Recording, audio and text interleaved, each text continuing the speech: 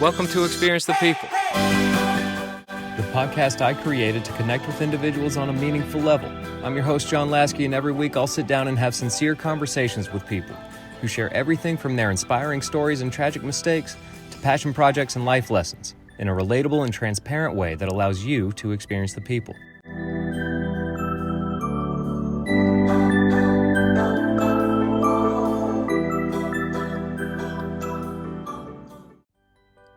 My guest this week has an incredibly kind soul and a contagiously positive attitude.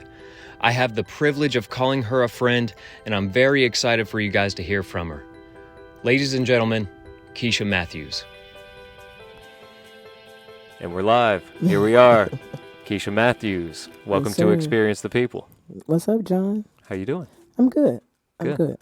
I'm very glad to have you here. Same. Finally. I know. We've been talking about it for a little bit. I know. It's been a process. Yeah, praise God. Praise God. Yes, sir. Got you here. Yes. Got you here. Yes. How you feeling?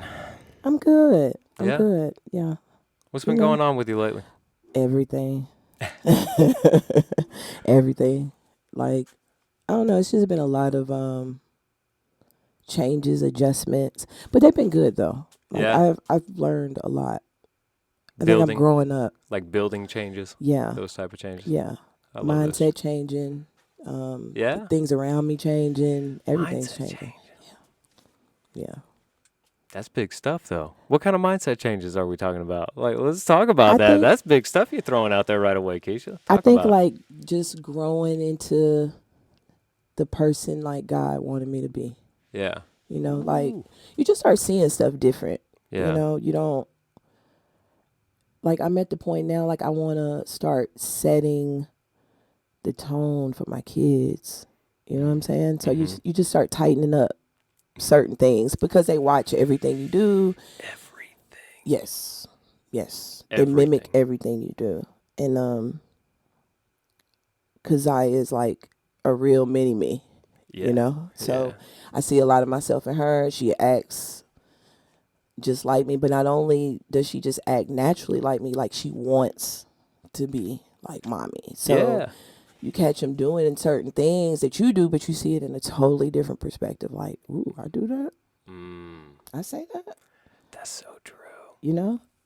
You're so right. Yeah. Oh, my God. I didn't realize, like, I say certain things that I've caught that several times in my come daughters. off a certain way, but Yep. as an adult, you don't see it that way. But when the kid says it, it changes, Yeah. you know? It's just totally crazy. So I think it's a lot of humbling. Multiple occasions. It's very humbling and like, yeah, you got to tighten up. Yeah. You Look, know? just the other day, I'm giving the kids a ride to gymnastics. Yeah. And they're like, why is it taking so long to get to gymnastics? Because the gym's really close to our house. Mm-hmm. They're like, why is it taking so long? And I said, because there's so many freaking people on the road. Yeah. Yo, 2 days later, Yeah. 2 days later, Leah walks out the door. Freaking people. Freaking Yep. people. And I was like, No, little girl. Yep. No. Yeah. Mine does it all the time. Hers is one day she just said it so randomly. And I want to say it might have been regarding her little sister, but she was like, and she's just pissing me off. And I was like, whoo. What? Oh. yeah. And then it's those moments like Fred will just look at me. He'll be like, That's so funny.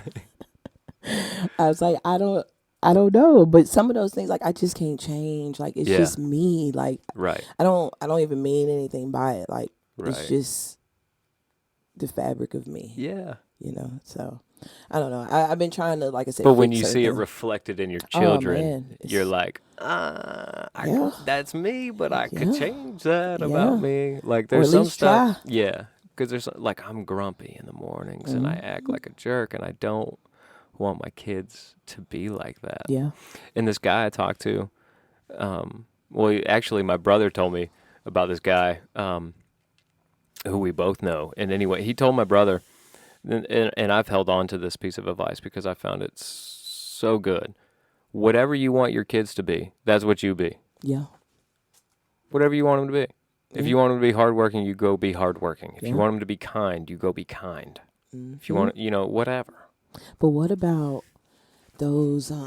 Because most of the time, that's. And I'm totally with that. Like, now the lessons are being fair. I need you to be fair. I need you to be kind. I need you to do this. I need you. What you think about that? Right now she's just soaking all of it in. Yeah. She's for it. You know what I'm saying? Like, I feel like if you put that passion behind it, and they really kind of, with Keziah is just Keziah. She's a very unique individual, but me and her dad pump it. I'm not talking indoctrinated type pumping, but you have to be consistent. You know what I'm saying? You have to be consistent in that. The same, I tell her how beautiful she is every day, and encouraging her confidence. Yeah, every day, all day. Yeah, I make everything a celebration. That's perfect. Just the same how you see me is, I'm the same. I'm really? Always goofy, joking around. Everything's a song. I'm gonna create. Yeah. It's just always that same way, and I'm thankful that she enjoys that, because that is what keeps her right here. Well, what was that birthday party we came to of yours? Oh, the troll's birthday? Yeah, the troll's birthday. Yeah. What was that, 2? Was that 2? No, it was 1. That was 1? I know. I went so overboard. So extra. So extra on everything. John, I loved it. I was making headbands. I loved it. In the living room. And it was so special, though. Yeah. But it was so this I guess a segue. What's so crazy is that nobody knew except internal family. My dad died 2 days before her birthday. Yeah. No. Yes. I was making headbands for her birthday when I found out. Your dad died? Yeah. Was he local? Was he around here? He lived in Fairburn. They had moved back. They were living in Fairburn. But he was a truck driver, so he was on the road. I think in Colorado, and my stepmother was with him at the time. But and she said that he had a massive heart attack. So, oh my God. But that happened literally 2 days before her birthday, and so then we had her birthday, and then after that we had to go to Kentucky for the funeral. I had no idea. I know. Oh, that's where you're from, right? Yeah. Kentucky. Born. What part of Kentucky? Lexington. Mm-hmm. Okay. I don't know nothing about Kentucky. I know UK is there, and horses, and. When did you leave? 5. Oh. Yeah. So I grew up here. You got some family there. Yeah. My grandma lived there up until she got up in age to where she needed to live here. You know what I'm saying? Live with my mom, but I still got cousins and family that still stays there. Do you go out there a lot? No, I did haven't you been. As a kid? Yeah, I used to go every summer back then. Kid, yeah. And then I did part of my 7th grade year there, and then we used to just go visit. The last time I actually went to Kentucky was when Fred came home. We went. Really? Yeah. And it was an amazing trip. He had never been, and my grandma was still living there. Oh my God, almost 7 years, 6 years. Mm-hmm. And we went, and my grandma. So he got out right before we met, pretty much. Yeah. Really close. Yeah. Was that really 2014? Everything happened right in that time. He got home. Yeah. His birthday hit. We got married. Yeah. And you came. And I had just transferred, I think, there. Yeah, you just transferred buildings right around that time, maybe 2015. I don't remember. Yeah, it was crazy. Wow, that's nuts. Mm-hmm. So actually, no, I wasn't. I don't think I was there yet, actually, because, and then you're right. It was shortly thereafter. It was close after. Yeah, it was right. close after. It was because I was driving back from Noonan to the Atlanta building. Yeah. Yeah, it was close after. But you're right. Wow. So, but your dad dying. 2 days before. How close were you with your dad? Oh Lord. Not as close as I wanted. That's a wide open question. Oh yeah, kinda. Not as close as I wanted to be. Yeah. I don't really know the exact story of what happened with him and my mom, but I do know that they separated around me being 5, and we just didn't have a relationship. Were they married? No, they weren't married. They were never married. But I think whatever happened at that time was really bad. Oh, excuse me. No, really bad that You can do that all you want. It was just bad that they just weren't speaking. But as I got older, my mom kind of, like, she never didn't talk about them. Like, I could always talk about it if I wanted to and ask questions. But I always got the sense, I guess, that it was kind of vague in a sense. Yeah. But she never said anything bad or, would keep me from being able to see him. But I don't personally feel like he was even trying either. It wasn't until I turned 15 that. You weren't getting phone calls or nothing? No, no, not at all. Yeah. It wasn't until when I was 15, I was living in Kentucky with my grandma, and he reached out. It was around my birthday. So you moved back to Kentucky? No, I had got in trouble. Oh. I had got in trouble around that time. Is that a can of worms we got to get into in a minute? Yeah. Okay, cool. And she made me, I ended up having to move back. And so, I guess my mom and my grandma used to always take me to his mother's house, and she lived like right around the street from the church that we went to. In Lexington? In Lexington, okay. Yeah. And so around that time, we would always go visit her. And so we used to see her, so that's how he knew I was there. Right. And so I remember getting his birthday card, first one I had ever received. And then him reaching out, I think, to my grandma, saying that he wanted to see me and different stuff like that. And so we ended up meeting up. And I remember... Because he was in the Lexington area at the time. He was coming through. Oh, okay. He was coming through. He had been a truck driver for 20 plus years. So, yeah, he was just coming through and just happened to be in Lexington at that time. Oh, okay. And so we ended up meeting up, and it was great. It was great. Like, I've never been a person that held grudges or anything. And because I didn't really know that much of the story, I didn't really have like a super tainted type of view, you know? Right. I was just more excited. And, I realized, like, okay, man, we got a lot in common. This is like where I get certain stuff. Yeah, that's awesome. Who I favor. So you really developed cool. like a good connection with him? At that time, yeah. Yeah. Yeah. That went on for years. I think when things started changing is probably when I got into college. Yeah, when I went to college, because what changed? He's very charismatic. Like, everybody loves him. Very smart. And I'm not talking about like just went to college in Yale or Duke. I mean, he did go to college and he went and played football, but just naturally, some people are just naturally charismatic and gifted. Yeah, for sure. You remind me. Yeah. Like, you just have it's just that it. Yeah. And so, and he was an electrician, but like, I don't know if it's called a master electrician or however that is, but he could fix anything. Like, he helped build some of the buildings downtown. He was in construction, master carpenter, like, wow, super talented. And like math, just numbers, no problem. So he always, you couldn't help but to be kind of like sucked in to just the aura of him. Funny, like, you enjoyed it, but it was definitely like other sides to that. Selfish. He's a Leo. Very dominant. It means nothing to me. I don't know all about all. Dominant. I don't know he has about like just kind of some of those controlling tendencies. It's just got certain ways. And I'm my personality is different, so it can get along really, really well when it's going well, but when it's not, it's just not. You know? And so when I went to school, part of the deal in college was my mom was like, okay, you need to get her a food plan, as well as he paid the rest of the stuff for me to go to school, like my part of my loan or whatever. Where were you going? Jacksonville State. University in Alabama. Okay. And I was in the band, different stuff, loved it. But one of the few things you're supposed to do is get this meal plan for me. He always, like, the way he would do stuff, and back then, you can just wire money. So you had to mail, money orders or checks. It was different back then. But like, he would tell me he was doing it, and then, like, the time will come, it ain't there. Okay, that's cool. Stuff happens. And then a week after that, it's still not there. And then a week after that, it's still not there. Like, it was just that, I don't know. It always kind of seemed like he wanted you to need him.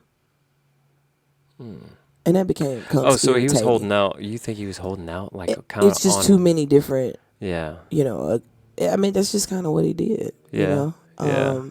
he made great money and different stuff, but I think that was like, I'm not one to, you're not going to dangle something over my head. Right. Like, I'm just not that type of person. Cool. And so that we would always have conflict.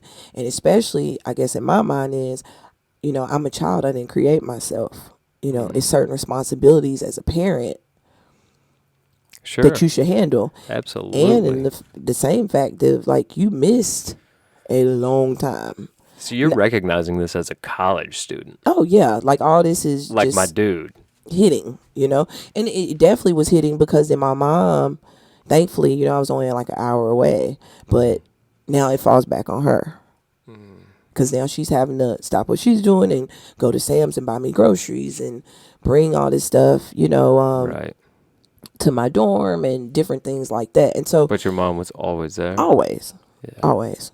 That's no question about that. Yeah, everything she's supposed to do, she did. So your relationship with your mother, it's way better. It's a different story.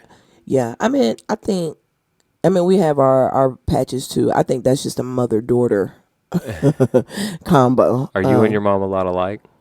In a lot of ways, yeah. In a lot of ways. I didn't realize it till now that I'm older. Yeah. Yeah. Now I see it. And like, I see it because I have a child. I was about to say, now that you're raising a child, isn't it? It's a lot of things. And I'm thankful, though. The same things I really hated back when I was a teenager, I'm thankful for. Yeah. Like, I really appreciate it. Because they were just things I need to be able to survive and maneuver, you know, and to move around. But in that same accord, like, it's a lot of, I don't think they would probably necessarily feel this way, maybe, but I guess I felt like pressure in a lot of sense. Like, the women in our family are very, very strong-minded, strong-willed, and they're like the carrier of everything. Like, that's just a responsibility that you handle all aspects of your household. You know, you're going to take care of your husband, you're going to take care of your kids. And I think that's for any wife or mom, you know, that you just handle everything. But it's just certain things.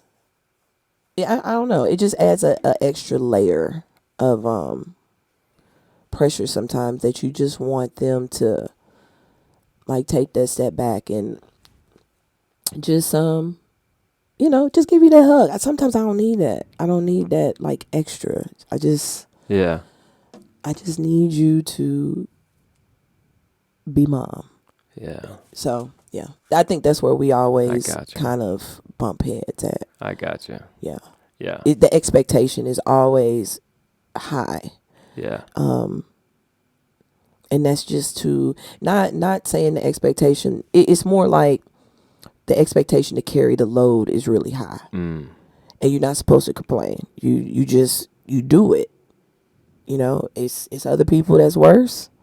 And you just do it and you live your life because ultimately you still are blessed.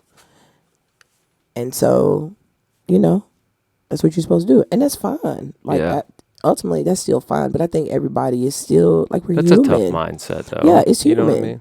Like, yeah, exactly. Absolutely. Sometimes you need that wall broken and just have that emotional connection. That vulnerable time. Yes. Like, I shouldn't have to be strong all the time. Right. You know? Right.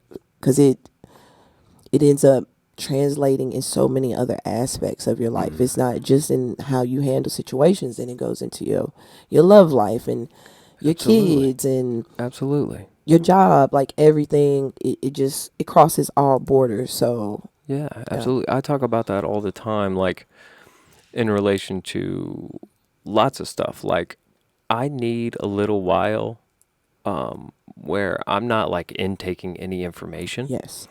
Like, okay, so here's, this sounds weird, but basically I need to get bored. I need to be bored every once in a while because that's how I get creative. And I have a creative side that I need to express in some sort of way. Like, you know, I'm a drummer, or maybe it's doing this podcast, or, you know, whatever it might be doing. And so I just got to work that creative side out. Or it might be woodworking, right? Like, but I have to get bored and like get creative in that boredom, because if when I'm taking in information all the time and I'm like distracted, you know what I mean? I don't get creative. But in the same sense, like I also need time. I talk about this being especially important for men, but it's important for women too. But having time where I'm like physically exerting myself to exhaustion, because like I just feel like it's important. I feel better when I'm like just done. I'm done. I'm done. I throw in the towel, like I'm just soaking wet with sweat or whatever. Like I can't go one more rep or whatever it is when I'm working out. Like I don't know. I need that too. But like I talk about that. It's important to sow into those parts of yourself. You know what I mean? Whatever it might be. Yeah. It's super important to sow into those things. I like to just I think for me, I have to just really unplug. But I have to be okay with unplugging. You get what I'm saying? Like, I'll unplug and then feel guilty for unplugging. By unplug? Like, just... What do you consider unplugging? Not doing nothing. Like, I don't want to wash clothes. Vegging out on the couch? No, I just don't want to do anything. I want to do exactly what I want to do. Like, I don't want any expectation. If I don't want to wash the clothes right now, I'm not going to wash the clothes. If I don't want to deal with my kids for that moment, like, I just need that little bit of time. And when I get it, just let me have it. Yeah. Like, if I still getting distracted, then that's not really the point. You know what I'm saying? Yeah. And that's not even something you need, like, every day, right? No, like, I just need it every now and then. Like, I'm a reader. Like, I read. Really? Oh, yeah. Really? A lot. I read a lot. What kind of books do you like? Everything. What? Everything, yeah. I don't really read too much, like, autobiography. I guess I could, though. It would have to... It's really just about how it's written and what is the content. Yeah. So, fiction... Mostly? Yeah. But I read nonfiction. Like, it's really just anything. Wow, what catches my attention. I didn't know you were a big reader. I could literally sit outside and read all day long. That's awesome. You know, Catherine's like that. Really? Yeah. I didn't know that. And we talk all the time. Oh, she will devour a book. Like, literally, it's... I don't have a wife for a couple of days. If she gets a book that she's sucked into and she's like just gone, just count her out for the next like 48 hours. But she's gonna devour that book, and she's done in 2 days. Yeah, literally done with a book. I wish I had that time. I don't have that time now though. No, I keep up on my little Kindle app of my streaks, and I had went like over a year straight. Yeah, of making sure I read like every day. Yeah. But now I got some holes in it. I just don't have time for you. That's why I don't really have a problem with, like, I don't have a problem with Catherine wants to read a book. Like, what are you talking about? Man. Why she wants to read a book. Why not? Like, it's so much information. Like, why not? But I think, too, like, the biggest thing for me is, like, it's just an escape. Yeah. Like, you kind of can just immerse yourself into whatever you're reading at that time. Yeah. Well, that's what she does, and she doesn't do it, like she only gets a book that she really loves like that maybe once every few years, you know what I mean? Where she'll just like spend 2 or 3 days and she's going to read that book cover to cover. Yeah. It's amazing. It's awesome to watch her because she's so sucked in. I love it. She's so sucked in. And I always have to sit I can't get like that with books. I can't do it. I know, but you got to find like that place that kind of takes you to that mindset to like get immersed in a sense. Like I can't read in the house. I can do biographies and stuff like that, but the fiction, that's dope. I can't. What do you like? I just like to. Well, I like to learn about people. I like learning. Yeah, but I mean, you can still. I think some of the fiction books that I read, like I still end up learning a lot of stuff. I'll give it a shot. How about that? I'll give it a shot. I think it's the author. Yeah. Yeah, because you get some authors that are so like vivid in how they describe situations, and then the content that they add in the book, you learn like different lessons, like the characters, and like I don't know, it's kind of. Catherine talks about that, like in a lot of the books she likes to read, they're like historical books, like time period books, and so they use a lot of like historically accurate stuff in the book. And so she's able to learn some things. Yeah, that's dope. She's talked about that before. Yeah, I love it. So books are your escape. Yes, I love reading. That's like my favorite thing to do. Yeah? Mm-hmm. That's so cool. I never knew that about you. Yeah, I love it. I'm a total movie dude. Really? Oh my I used gosh, to be. I'm awful. I'm so bad. Turn on like the most mindless movie. Fred is too. He loves Turn movies. on the most mindless. I enjoy thinker movies too. I'm not saying like, but turn on something stupid. Pineapple Express. You know what I mean? Like I will watch. I love the movies that are like just kind of stupid, but they're funny. I love it. Give me something I don't have to think about. Like my favorite are. This is going to be so bad. It's going to sound so bad. But, like, give me, like, a John Wick movie or something like that. Yeah, where it's just, like, constant action, violence, just nonstop. Where I don't have to think about anything. Yeah. Like, the whole plot is somebody killed his dog. I haven't even seen the last He's going to revenge his dog. One. Like, I don't have to think about that. You hear those fireworks? I do. 4th of July. Yes, sir. 4th of July. Yes, sir. Do you like 4th of July? I mean, I like the fireworks. Yes. Yeah. Your kids love the fireworks. Yeah, I get. I mean, maybe this might be bad to say, but the best thing is, I guess for me, I get the day off. No, look, I feel and that's not to be taken, in a bad way. But I get the day off. Like sometimes that's what we need, and I get to spend time with my family. Like we're all very close, so that usually my mom is going to grill out. Everybody's going to come over because everybody's always busy. Those are the times that like we really get together. Yeah. And now having kids, it makes it even. Yeah. That's better. why 4th of July is one of my most favorite holidays because like I don't have to see that extended family that makes it uncomfortable at like Christmas. But I get to be with, most of my close family, and it's outside, and we're the food's all always out. great. Like you love barbecue. Yeah, exactly. It's just a good time. Yeah, that's why it's one of my favorites, and the fireworks are so much fun. Yeah. My girls love it, and Liam has a blast. Yeah. He loves being outside, so like it's one of my favorite holidays. I think that's all it is, man. Like just making them memories. Yeah. Making the moments. I mean, I like all of them the same. I told you, like, I get the day off. Yeah. And I get to kick it with my family. And it's usually, like, really, really good food. And I just kind of think, like, dang, I'm blessed. Like, those are the moments that counteract everything else. Yeah. That you go through. Yeah. So, yeah. Yeah, 4th is good for me. Yeah. Y'all's fireworks are pretty dope. Well, that was just a little teaser. We got a lot more to do tomorrow. I mean, I'm really excited about tomorrow. That was good. Like, I don't think I've ever been up close like that. Really? Yeah. Oh, man. Yeah, it was fun. It was good. Wow. What are you guys doing tomorrow? Nothing. I mean, we're going to be something on tomorrow. We're going to say. Okay, then. You know what time? Just roll through the cul-de-sac. Yes. Chuck gives us a hard time. He calls us the cul-de-sac. That's Chuck. Because we're all. I love he's Chuck. Good. He's good. He's being Chuck. He's on vacation. Actually, he's going down to Orange Beach. Oh, that's good. Yeah, he's on his way to Orange Beach. Really? Beautiful. I've never been to Orange Beach. I don't think. Dude, you gotta go. It's beautiful. Yeah. Sand is like white, so clean. It's just pretty. We always go to the Gulf. I've just never been to like Alabama. You know what I mean? Too. Yeah, we're always in the Gulf, like somewhere in Florida though. Yeah, both of them are really, just where really Catherine good, prefers to go. Mm-hmm. I don't know why. There's something about that. Like it's not a vacation unless we go to the beach for her. Yeah. And she doesn't like the Atlantic, so we just normally wind up at the Gulf, which I'm totally cool with it. Every beach had like a different vibe. Yeah. You know? Yeah. And I think too, like certain ones just mean different. You know what I'm saying? Like, I don't know. Ours is well, Jacksonville was really, really good for us. It was crazy. You know, that's when that situation was. That's where it happened? Was in Jacksonville? You were out of town? We were out of town. Why does something always happen with your car when you're out of town? I don't know. I don't know why a lot of stuff happens to me. That is crazy.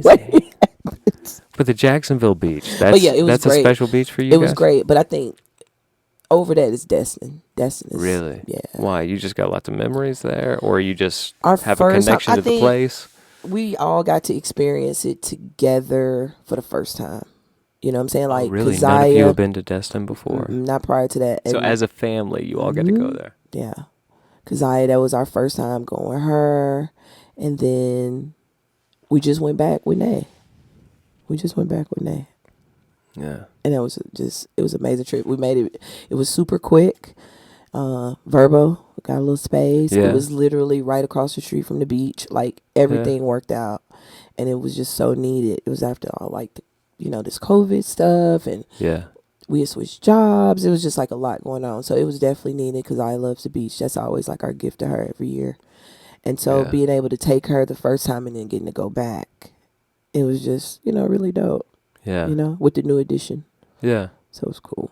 That's awesome. Yeah. And it's just so pretty cool. down there. It's like really pretty. That's so cool. Mm-hmm. I really wish I could have seen Nevaeh today. I know, man. I really wish I could have seen bring her Nevaeh tomorrow. today. Like real talk, I gotta bring her. She's walking. We haven't seen her in so long. Like I think I've seen her, but I haven't gotten really to spend got to time see with her. You know what I'm saying? She's I haven't walking got to spend time. full-fledged. Stop. Yeah, she started walking like 8 months.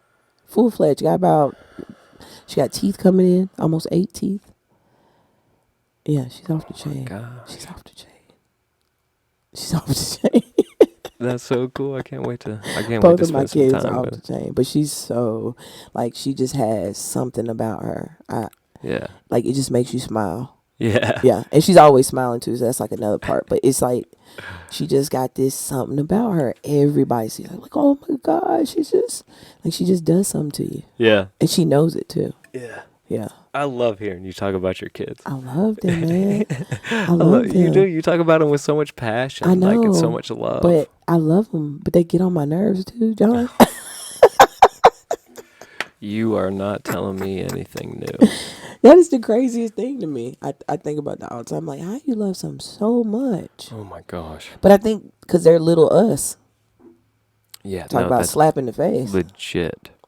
That's what it is. Little 100%. bitty us. On steroids.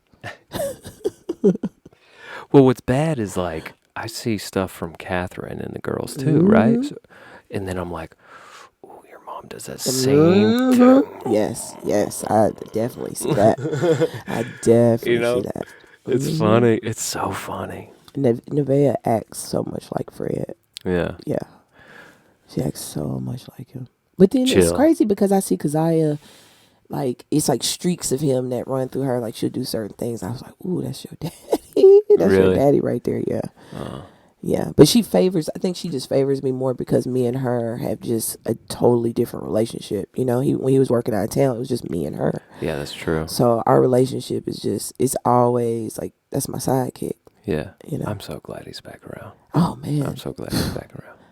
Ooh, that was... Yeah. It's crazy. You don't think about certain things till after the fact. Man, that was really crazy. It seemed like he was never here. No, it wasn't. Every 2 weeks. It seemed like he was never Sometimes here. 3. The rotation got messed up. That had to be rough on you. Oh, man, yeah. You know what's crazy? He had started that job while I was pregnant. And he was at home all the time. All the jobs were in Georgia. Yeah. Literally, when I got 8 months pregnant, he went out of town. It's he never came back. He was always out of town. Then it became very rare that he was ever had a job in Georgia. And then it was Mississippi, then be Alabama. Then it started getting further, Michigan. Sucks. And he spent half a year in Michigan. What? Mm-hmm. Yeah, because they had so many jobs up there. So when they got finished with one, they would go to the next one, and it would just constantly be that same thing. And don't get me wrong, crazy. He made great money. Yeah. They flew them home. They take care of all your flight stuff. Say if he wanted to go to Cali, he didn't want to come home. He wanted to go to Cali. Let me say this. He could do that. Or if they were in Cali and he was like, I'm not going to come home, but I want to bring Keisha to Cali, then I could use that flight to go to Cali. Did you ever do that? I want to say we did it at one point. No. I think we wanted to do it. You never took advantage of it. But it just never worked out that way. It's going to be hard if he gets the job when you're pregnant. What are you going to do? You know what I'm saying? Yeah. It was a lot. It was a lot. I think the hardest part was after I had Keziah. Because, I was working third shift and I was I had went back to that shift because Jazzy was covering. Right. So she went back to local sort. I went back to that and I was doing the data act. So I would have to go to bed at 9 to get up to some days I went to bed on Sunday, and then other times I had to be there I think 12 or 1 o'clock. And then Tracy, Tracy's cool, so he would let me come in later and different stuff like that. But my mom or my father-in-law or my niece would come to the house to watch the baby so I can get some rest, and then they would spend the night and keep her, and then I would get off in the morning, and then they would go home. It's crazy. Like, my niece would just come spend like so they were just 3-4 days at a time. You're getting a lot of help though. Wow. Yeah. And she That's had awesome a son. to have those kind of people behind you. Her son was 6 months at the time. Oh, your niece? Her first child. Yeah. I remember you telling me about that. I remember you telling me about her. And so she would bring him. Yeah. And that's how him and Keziah are so close. But yeah, we had a lot of help to get through that. But no, I had a gallbladder issue in the midst, and it was like terrifying, dude. Oh yeah. That scared me probably worse than I think I've ever been scared. And Fred was not in town? No, he wasn't in town. We didn't know at first. We didn't know that it was a gallbladder. It was literally like a couple months after I had her. Like she was only like 2 or 3 months at the time, and I didn't know it was my gallbladder at the time. I just started getting like these really bad chest pains, and like one day, one woke me up out of my sleep. Like it was like almost like you swallow something the wrong way, but you feel it like going down. Yeah. That's how I was feeling. So I woke up and I just couldn't get it to go away. Like I was drinking water, I was standing up, my arms over my head. I couldn't figure it out. And then it got worse. I started sweating like profusely, my whole body, top to bottom sweating. And I was like crouched over. So we had like a fan in our room in the corner. Yeah. And so I was crouched over like prayer style, head to the floor in front of this fan. And like I said, she's 3 months in the bed, sleep. No. And I'm rocking because by now the pain is like excruciating, almost like I can't catch my breath.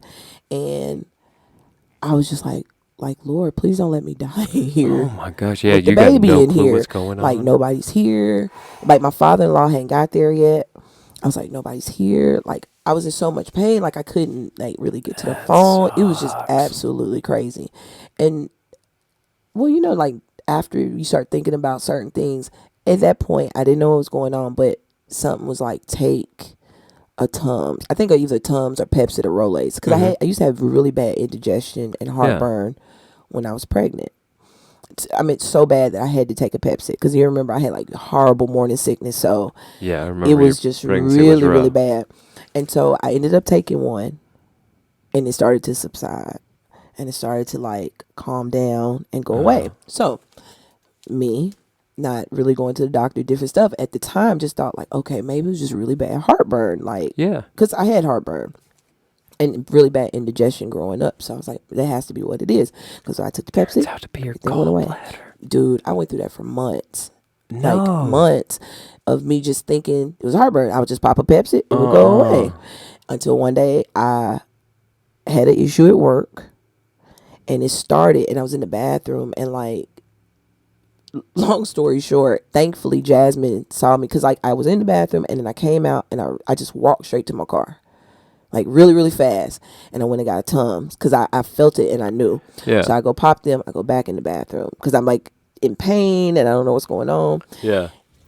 When they found me, Jasmine ended up coming to the door because I hadn't come back out. And she had brought Maggie. Like I was on the floor in the bathroom. No. Yeah. No shirt on. Like because I had started sweating.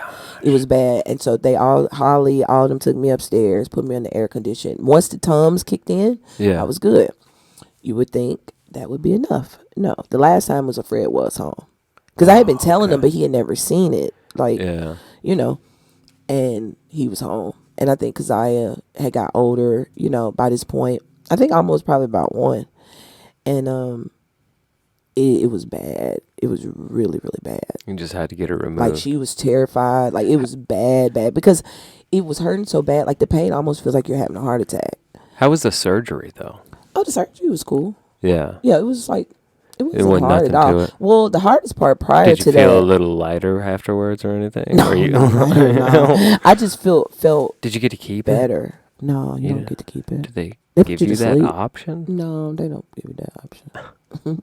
Or they didn't give me that option. I don't know. Yeah. Well, prior to that, I had to go like on a very, very, very strict diet.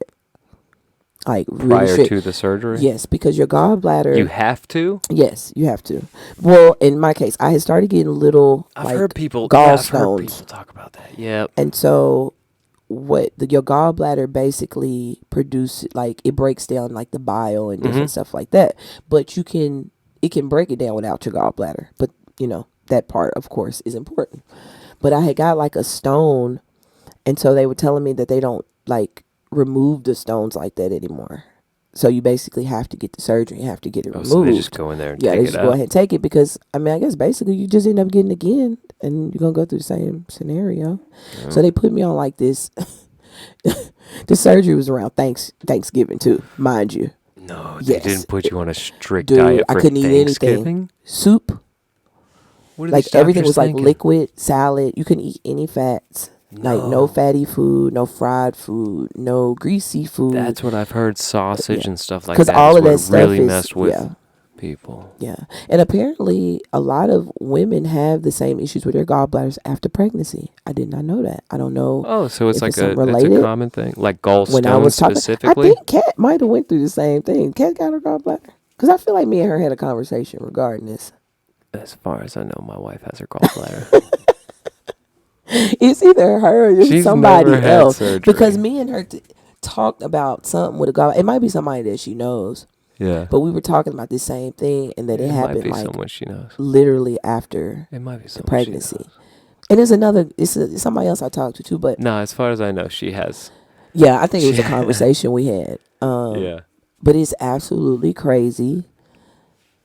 It feels like crap. And I think, like I said, the scarier part was I just didn't want to have it, and it's just me and my baby. Like, what the hell am I do this? Yeah. But all that, like, okay, at the beginning of this, we talked about things shaping you and your thoughts and growing up. Mm-hmm. Like, those type of things make me move different as far as how I raise her. Like, I make sure I instill, like, a lot of preparedness type things in her mind, because I just want her to be prepared. Like, I feel like everything's changing. Of course, like, we're not old, but we're getting older. The world is changing with situations that happen. So it's like you just want them to be prepared. Like, like you just never know what's going to occur. I think about that all the time. Yeah. I want my kids to be prepared. Yeah. I want their expectation levels to be correct too, because that's kind of where I'm like, our kids are a little bit older than yours, not much, but like that's kind of where I'm thinking a lot about, like, am I sheltering them too much? Like, am I not sheltering them enough? Am I exposing them to too much? Like, but I think that's everybody. I think that's because it's no like book for this or manual. No. Like, it's real trial and error. And a lot of it's different based on the kid too. Like, even between my three, like, there's a big difference in what I think each of them can handle. Yeah. Even at like Liam at 2, Lana at 2, Leah at 2, they were all different. They're all different, but yeah, that's something I think. And I'm seeing that now because Zaya is she's just, like I said, she's so unique and she's so smart, and she just is on top of it. Like, she really blows my mind a lot of times. The vocabulary she uses, how she processes information, is just crazy. Well, she's super like smart. At 2, she could point out,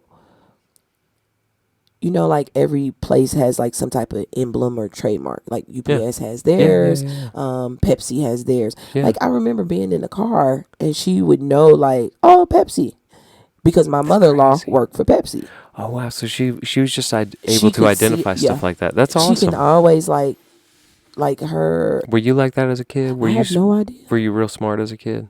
I mean, I feel like I was. Yeah. Did you make good grades in school? Yeah, I made great grades. Yeah, I mean, you went to college. I think I got really, really good common sense. I mean, Fred says I have like a lot of knowledge about everything. He was like, you just know a lot about everything.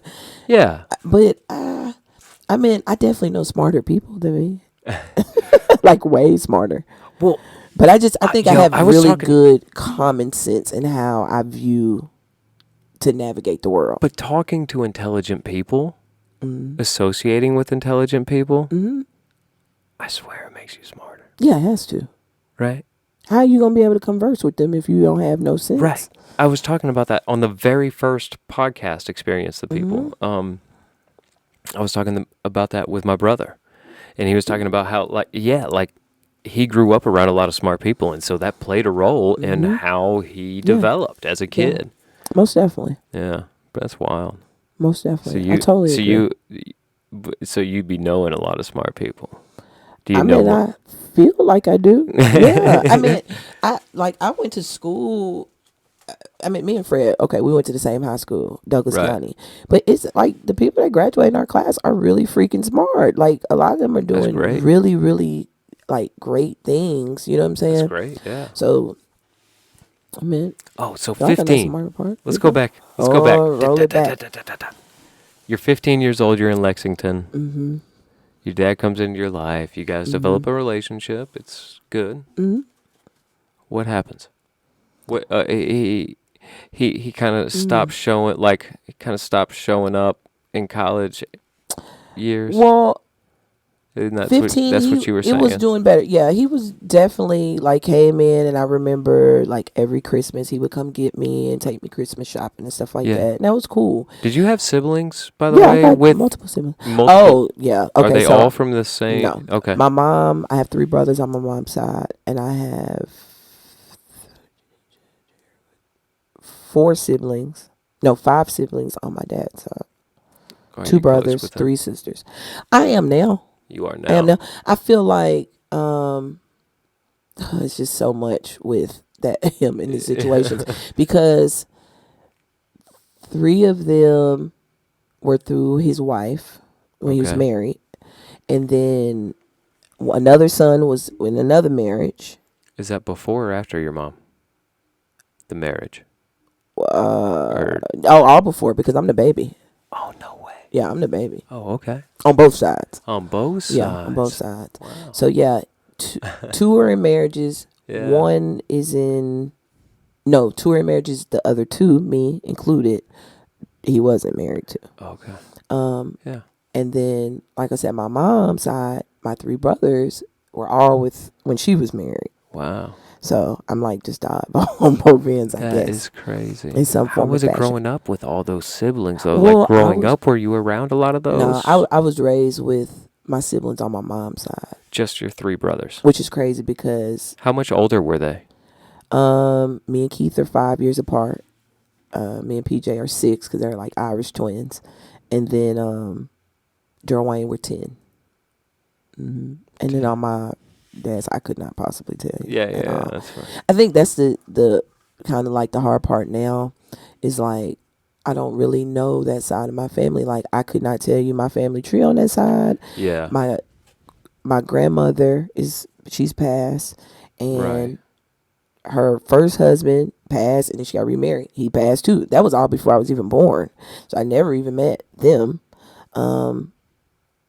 And then I just didn't grow up with them. So coming up like that 15 to like, we would really, I don't think we really tried to, I guess, get a little bit closer until after my grandmother died on that side, my dad's mom. I don't know. We were all just, with families though, right? Yeah. Sometimes that's. Yeah. I think they were all younger, and I think, everybody has different thoughts and feelings, you taking in another, not even necessarily taking another kid. I always felt like, I wasn't raised in that environment, Right. He was always with them. Like he's with y'all. The little bit of time I had was before I really could remember. And so you have the memories. Whereas and this is, I guess, maybe hearing this from, so long ago, but I used to at least hear that they would be upset for certain things he did for me. Far as like he bought my first car and my second, but I always felt like that was petty because you grew up with him.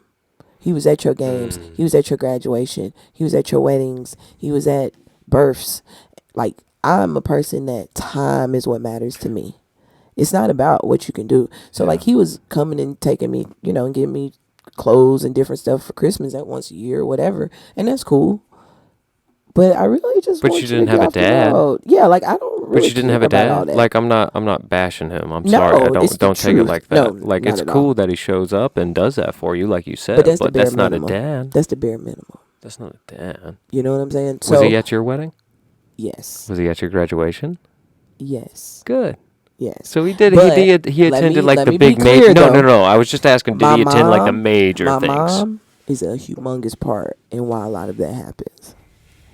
My mom behind the scenes, yes. Why he shows up? Because she's not gonna play that at all. Like I remember, so she's hitting him up like me and her like talking, a week or two before, like, yo, my dude. Well, I know that you're showing up. We talk, and she's like, I remember when he came back in my life. No, she told him like, if you're gonna do this, then you need to do this. Like, don't bounce in and out because she's been fine prior. What? This is when you were 15. Yes, when he came back in, and he really wanted to. Yeah, he had to have a whole go through with her, and she was like, "Look, if you're not gonna, you ain't gonna break my baby girl's heart." Man, this has been a thing for my whole life. Like, literally my whole life. Just that whole dynamic with my dad, like, the things he would do and just dropping the ball. And the disappointment always fell back on her. Because I'm disappointed and I'm hurt and I'm upset. And I remember just, like, multiple times out of different time frames of me growing that he would do something. I got to come back and I'm crying to her. And my mom is the type, like, I know, like, it's so wrong. You know what I'm saying? But you have to honor your father. You know, you need to do the right thing. So she came at you with like the moral. But it was always like, you need to do the right thing. You have to do the morally correct thing. And it was never, and it's the thing, not even a force, but it was always put in like, you need to do the right thing. Yeah, this is just the right thing. Until I became an adult. Yeah. And sometimes I think it is so much, and I know it's no way to unpack all that, but like, let's say things would go good and then certain situations would happen that would almost revert us back. It was a lot of, with you and your dad's relationship, baggage that should have been unpacked, but it never really was. You know, I always, like I told you back, he's super charismatic. Like, when you're in his presence, you want to be. And you have to take, I'm a girl without my dad. So, of course, if I'm around you, I just want to spend time with you and love on you. So I used to let a lot of stuff like just slide just because I'm with you. Like, I'm getting to spend this time now. So I'm not even going to deal with the other stuff until I just started getting older. And I remember trying to have a conversation with him and not feeling like it was really taken serious. So then that started like the shutdown on that aspect of even like, I knew at that point what to expect.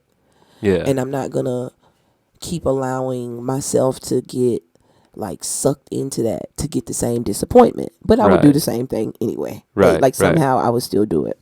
Yeah. I think the kind of straw that broke the camel's back, and this is just like a short sidebar, but I was dating somebody very toxic. We broke up, but during the duration of our relationship, like those 5 years, him and my dad became very cool. Like, they've a lot in common. The electricity, you know, the electrician and all those different things and working with their hands and all that stuff. So they would hang out like all the time. And that was fine with me. Like, you know, we would go over there. They had a good relationship. Yeah. But then when the relationship went bad, and it went bad. And I'm talking about bad. Like, bad calling my job 300, 400 times a day. Like, nonstop, coming by my house, coming by my job. It just started getting crazy. And he ended up like kind of threatening my life. Sounds crazy. And I remember telling my dad, like, he knew. And he was, you know, upset at the time. But then, like, down the line, y'all still hanging out. Like, he's still coming to the house. Y'all still kicking it. And so I stopped coming over there. Like, that's one thing. Like, first, I'm not going to play with my life. And second, I'm not going to put myself in a situation that I'm arguing with this person all the time, because it was just bad. Like, it was a horrible place. And it put me in a bad spot with him. Yeah. Well, because that dude sounds crazy. Like, how can you still be cool with the person that would cause your daughter pain or even think about causing your daughter harm? Right. It changed a lot in how I interacted with him. So how old were you? Oh, I was grown. Me and Fred were talking, so that's what, my early 30s. Yeah. It was like the transition right after that. Yeah. And then us linking back up. And he was there throughout the whole thing. He saw it. He was a witness to it. Yeah. And like I said, the ball just kept getting dropped. I would always try to put it to the side, you know, especially when I had Keziah and different things. But like, even when he died, we just weren't in that good of a space still. You know, we just hadn't really. Do you came feel to bad common about ground. that or no? I did. I mean, I still, I guess, have parts. I've given myself a lot more grace. I think that's part of my growth. That's so hard to do. Oh yeah. Yo, when you figure that, tell me your secrets because I need them. Yeah. Like I had to give myself a lot of grace. Like you try to do different things the right way, and you can't control like the scenario, because ultimately, if I continue to keep playing the same game, like it was affecting my mental health. Like literally every time something would happen, I would be an emotional wreck. Yeah. To the point that my mom, my dad, like even Fred, they were like you just don't even need to talk about it. You don't need to talk to him. Like if it's gonna put you in this headspace every time, you don't need to like deal with it. And that's what I ended up having to do. But that's not a place that you want to be. So you just didn't have much to do with him? No. Mm-mm. I remember not seeing him for a while. We had kind of talked and stuff when I was pregnant, because he had some health issues at the time. And I remember he was going out of town.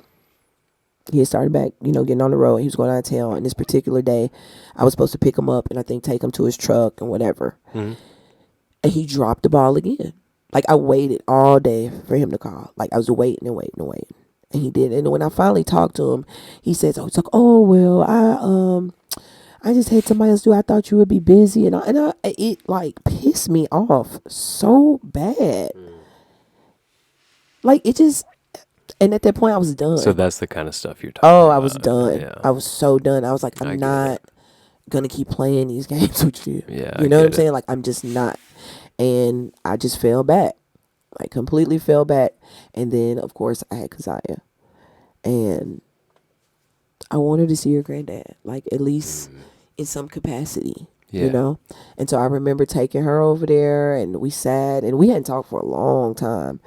But we sat and talked, and you got to see her. And like I said, even after that, it was still kind of like spotty here and there. But, shortly thereafter, then he passed. And so, you definitely, when you lose people, you're always in that place of like, oh, I could have did more. I could have just got over it. I could have did this. I could have did that. Because now I can't do anything. I can't say anything. I can't try to fix it. I can't rectify it. So, you just kind of get stuck in that space. But, I don't know, like over time, I guess I just gotten kind of, like I said, you give yourself some grace. Yeah. I got to figure that out. I got to learn how to do that. It was definitely a lot. I got to learn. Back to one thing you said about getting him to events, and I was telling you my mom, like when we got married, or before we got married, I was not planning on walking down the aisle with my dad. My brother, my oldest, has like, and it's so crazy just having this conversation, but my brother just moved to Kentucky today. Like, super emotional. Yes, because he just moved today. He... Not to be with family out there. Is he going to be like around his your family and stuff. He's going to live with his girlfriend, yeah. He works for Walmart. He's transferring jobs. In the Lexington area? Mm-hmm. Oh, well, how about that? Yeah. Oh, cool. Yeah. Cool. And I told you, he's my oldest, 10 years apart. Yeah. It's a whole nother long thing with him. He has seizures and he has encephalitis. So for all this time, he hasn't been able to drive. Like, it's oh my God, a lot to unpack. So he was going to walk you down the aisle? Yes. Yes, that's who I asked. Were you even planning on your dad being there? No. You weren't going to invite him? No. You didn't want him there? Not that I didn't want him there, but I didn't know if he would come or not. Like, I just... So you'd rather not deal with it? Yeah, no. I wasn't going to, like, get myself in no headspace because it was my marriage. You know what I'm saying? I'm getting married, and it's so much bigger than that. Right. And so, I had asked my oldest brother, who I was so happy with that. I was cool with that, So your mom pulled strings? Yeah. And I didn't know. I literally, like... We had it at my... Was it a surprise? It was at the same place. The same place. The birthday. Oh, yeah. Really? So because my stepdad works there. And, okay. We rented out and stuff. And so it's an elevator. And I came up the elevator thinking my brother's about to walk in. And my dad is like there. Like, I literally cried down the It's video. Like, I cried like the whole time. Why'd she do that to you? I mean... Did it mean more to you for your dad to walk you down the aisle than your older brother? and like that's not what you against wanted. Ideally, yes. you wanted your dad. Nothing against my brother, because like I said, I would have been completely fine with that. No, but it's not tradition. Sorry, that's my dad. You know what I'm saying? Like it was more like he showed up. He showed up. Like, I don't know what you had going on, and I don't know what y'all did to make it happen, but you showed up. Finally, you're gonna make me cry though, because listen to what you're saying though. Like, and I'm not gonna be. I'm gonna try not to be too melodramatic. But all you're talking about is your father showing up to your wedding. Yeah. I know, it's something so simple that should already be happening. Like, it should already. You didn't even want to invite him. I mean, I did. Not that you didn't want to, but like you didn't plan on inviting him. No. Just out of like, this is my wedding day and I don't want to be disappointed. Yeah. Yeah. And so when he was there, he walked you down the aisle. So you're bawling like a baby. Oh, Yo, yeah. can we pictures? I'll have to send you some pictures and different please, stuff. I have got to see that. Yeah, and he met Fred. Like, he had heard me talk about him. Like, I had talked about him before, but he had never met him. Never met Fred. Oh my gosh! Please, can we talk about you and Fred, please? Yeah, that's my baby. That's my road dog right there. Can we talk about you and Fred? Y'all knew each other. Y'all are similar to me and Catherine. Yes. You knew each other for a long time before you dated or got I had like romantically involved. When I was fast in the pants, I had a crush on him back in middle school. Back in middle school. Yeah, I've always had a crush on him. But basketball. there wasn't nothing there like that. No, we were just cool. He was, like a star basketball player, Chestnut Log, and he was dating this other chick. That actually was a friend of mine at that time. And it was like a crush, but I didn't ever think that I could have him. So I was just like cool with just being cool. Yeah. Like, we didn't like really hang out like that, different stuff. I do recall like one time, it's a funny story. My niece's mom lived in this neighborhood, and down the street was, like I told you, the girl he was dating, me and her were friends. Yeah. And so I had finally got my mom to let me go over her house for Halloween, right? Mm-hmm. And my mom went and gave me all these rules and went on and on. Like, oh, you better not do this, you better not do that. Blah, blah, blah. I was like, okay, got you. But I'm in somebody else's house and I'm with somebody else, And a lot of people lived in this particular neighborhood that went to school. And so I remember us leaving and going trick-or-treating, and here comes Fred and one of his friends. And at that particular time, like, I kind of like this friend. Like I said, Fred was a crush, but it wasn't something I was pursuing or that, like, going over. It's just like, oh, man, I would like that, but, whatever. Yeah, and he's I remember, held down right then. Yeah, hanging out with them on Halloween, and he's with this other chick, and I'm with his friend, and like I said, nothing happened, just us walking through and getting into stuff, and not being back when my mom arrived. Oh, it was so bad. It was really so bad. Oh God, yes. Did I she got know you were with much Fred? trouble? No, she didn't know. Oh, okay. But I got in so much trouble because I was not where I was supposed to be, and she had to wait too. Because they had us like way off in another neighborhood somewhere else. Like, we weren't even in the same neighborhood. And it's so funny, like years later, like once we got together and I told her, and I was like, when I got in trouble, who had me? Oh my God. She was like, Fred, I can't believe you. Because she loves Fred. Fred is like honorary son. Like, she will go, listen, he can get something out of my mom faster than I can. She loves Fred. Like, he's an awesome dude. Oh, I know. I can't be mad at that. I can't be mad. Like, she absolutely adores Fred, which is great. Yeah. It's great. So you guys knew each other for a long time. But tell me. I know we got to talk about it.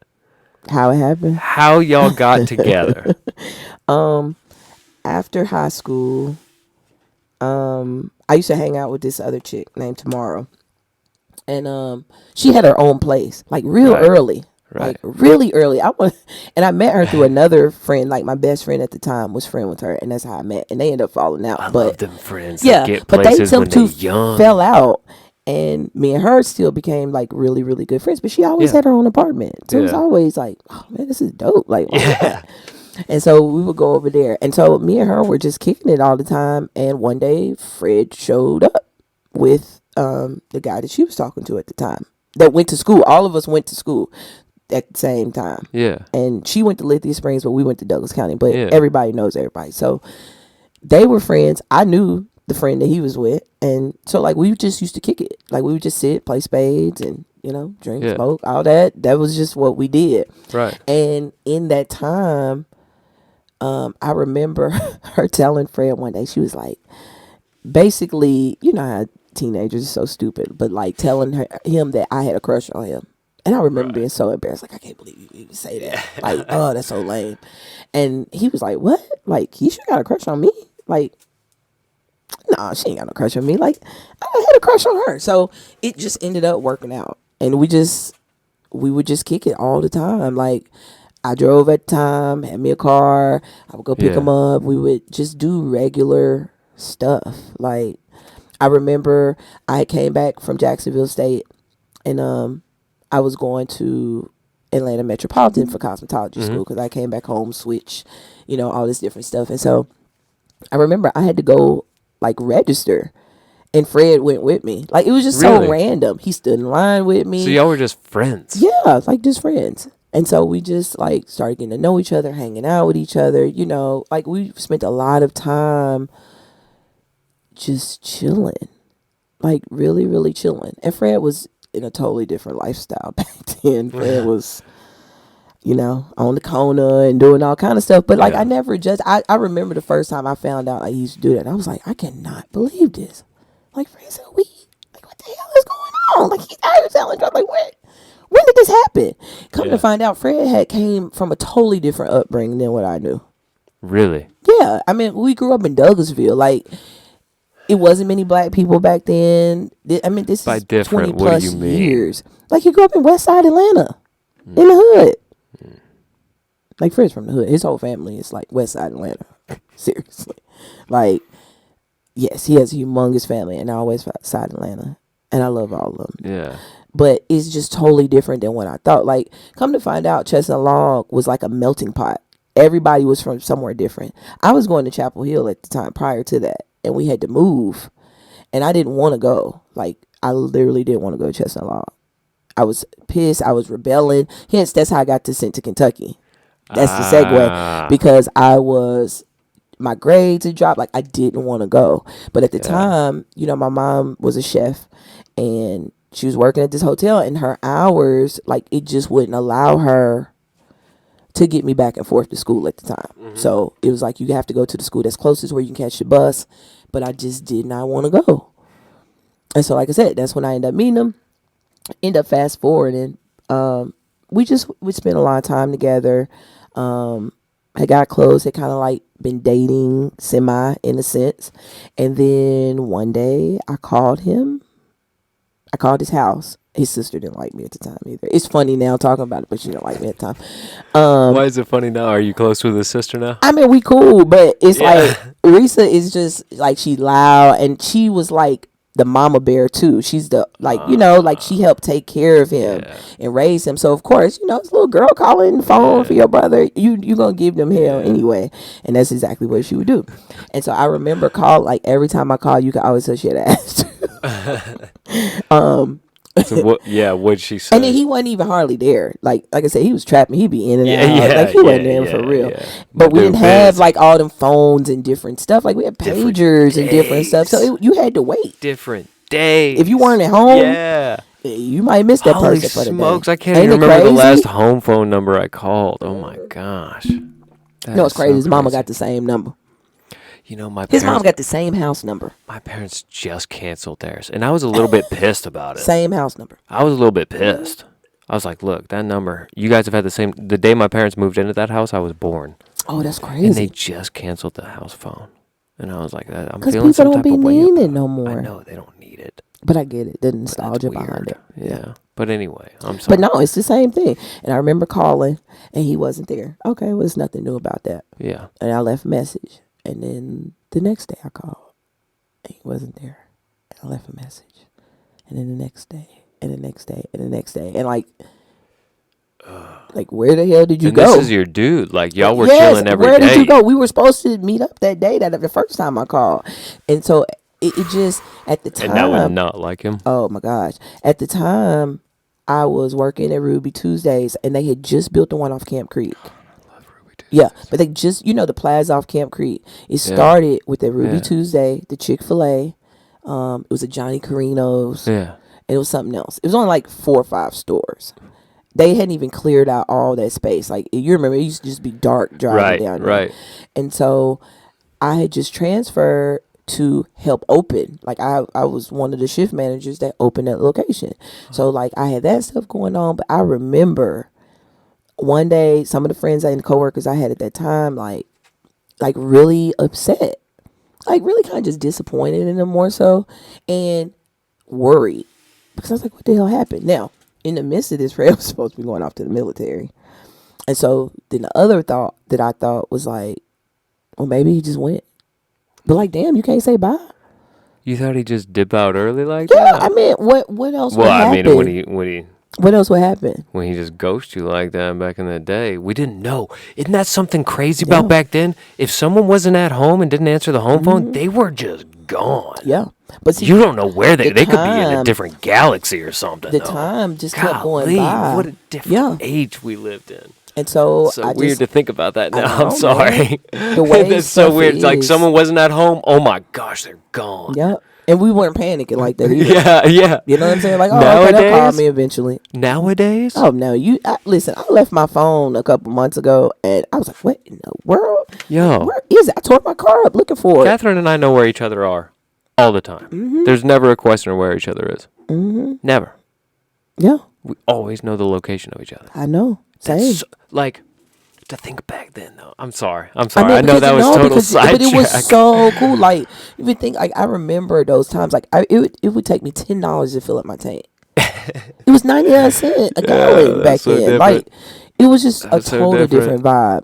Totally different vibe. Yeah, a pack of cigarettes was less than $3. Probably. What are you saying? Probably less than $3 at the time. And then I'm thinking 7 something. But anyway, like, I just didn't understand, and so in that, so he was gone, and he wouldn't.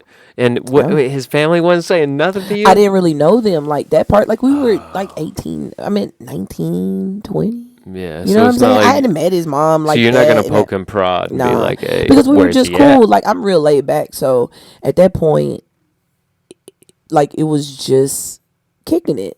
You know, it was nothing more, nothing less, just kicking it. But like I said, he disappeared. And so I just kind of immersed myself in what I was doing. Because like I said, had a new job and different stuff like that. So I started dating different stuff. Yeah. And a lot of relationships and bad relationships and things transpired in that time frame. Yeah. Now you kind of fast forward.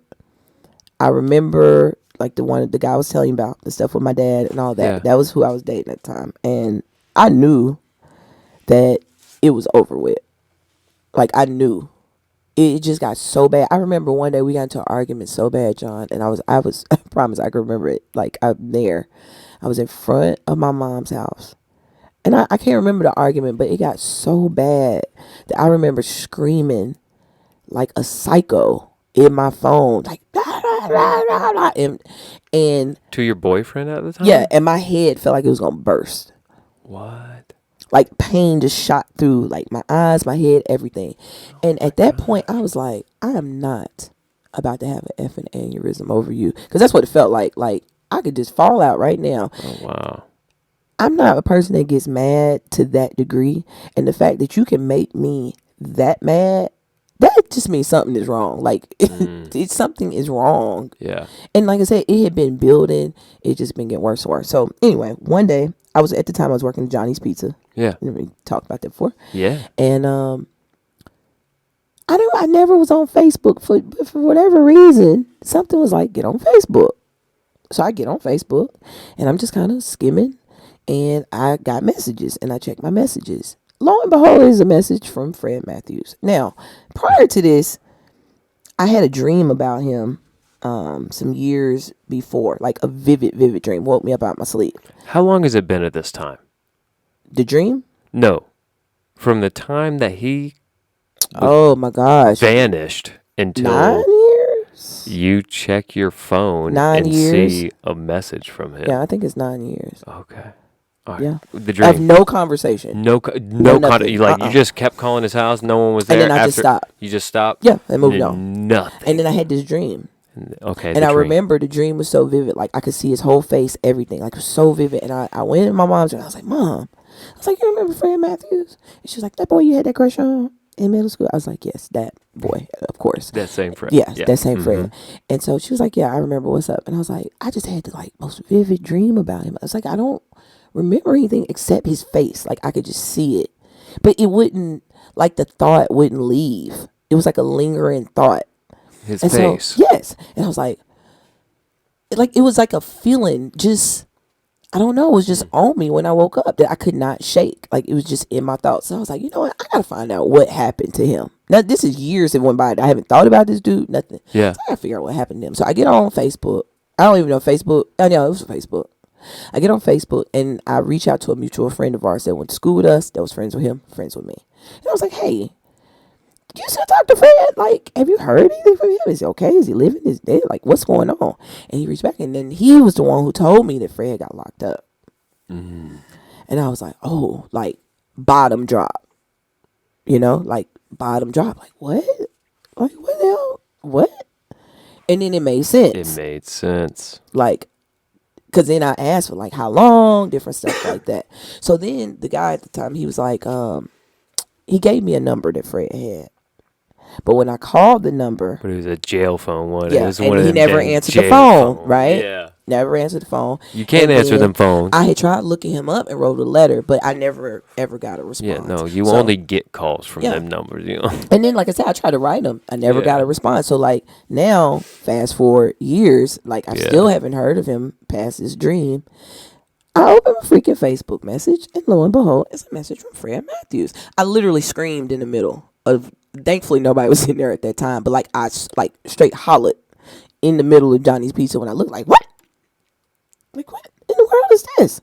And I opened the message, and it's just basically, like, I've just been trying to get in contact with you, like, I miss you, like, hey, call me, da-da-da-da-da, this is the number. Now, take it, though, message was left, like, a month prior.